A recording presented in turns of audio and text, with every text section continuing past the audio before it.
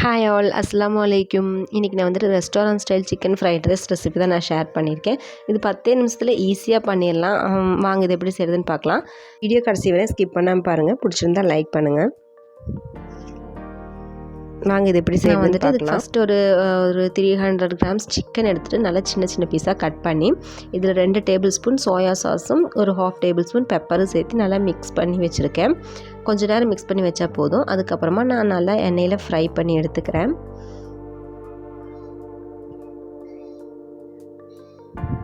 நம்ம நல்லா ஃப்ரை ஆகிற கேப்பில் இதுக்கு வந்து நம்ம எக்கும் போட்டால் நல்லா டேஸ்ட்டாக இருக்கும். அப்போ வந்து அதுக்கு 3 egg, 2 table spoon soya sauce, கொஞ்சமாக பெப்பர் போட்டு அது நல்லா பீட் பண்ணி நான் தனியாக எடுத்து வச்சுக்கிறேன்.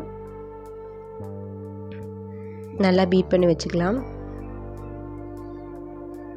ஏன்னா சோயா சாஸில் சால்ட் இருக்கும், அதனால தான் நான் இதில் எதுலேயுமே நான் சால்ட்டு சேர்க்கலை. சிக்கன்லேயும் சேர்த்தலை, நான் எக்லேயும் நான் சேர்த்தலை. அப்புறம் இது வந்து சிக்கன் நல்லா ஃப்ரை ஆயிடுச்சு. அப்போ அது தனியாக எடுத்து வச்சுட்டு அதே எண்ணெயில் அந்த எக்கும் நான் நல்லா ஃப்ரை பண்ணிக்கிறேன்.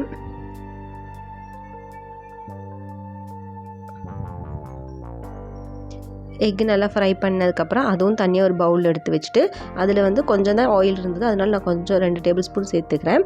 அதுக்கப்புறமா நான் பீன்ஸும் கேரட்டும் அதில் போட்டு அது நான் நல்லா ஃப்ரை பண்ணி எடுத்துக்கிறேன். சால்ட்டு போட்டிருக்கேன், பெப்பரும் போட்டேன். கிளிப்பிங் மிஸ் ஆயிடுச்சு, சாரி. பெப்பர் ஒரு டேபிள் ஸ்பூன் போட்டிருக்கேன்.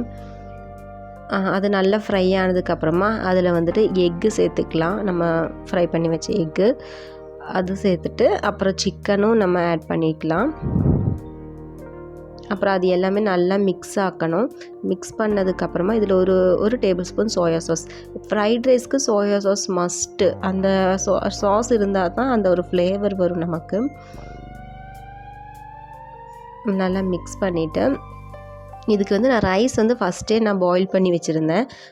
சாதாரணமாக தண்ணி ஊற்றிட்டு அதில் வந்து ஆயில் 2 டேபிள் ஸ்பூன் ஊற்றிக்கலாம். கொஞ்சம் சால்ட் போட்டு ஒரு லெமன் போட்டால் அது சாப்பாடு வெந்ததுக்கப்புறம் லெமன் சேர்த்துக்கலாம். அப்போ வந்து நல்லா ஒன்று ஒட்டாமல் நல்லா ஒயிட் கலரில் இருக்கும். அதனால நான் லெமன் ஒரு 1/2 சேர்த்துட்டு நல்லா வேக வச்சு எடுத்துருக்கேன். அப்போ அந்த ரைஸு நான் இதில் சேர்த்துக்கிறேன். அப்புறமா நல்லா ரைஸ் நல்லா மிக்ஸ் பண்ணி எடுத்துக்கலாம். இந்த மாதிரி மிக்ஸ் பண்ணுங்கள். நம்ம கரண்டி வச்சு நம்ம கலரும்போது ரைஸ் வந்து கொஞ்சம் உடஞ்சிரும், அதனால் மெதுவாக மிக்ஸ் பண்ணிக்கலாம்.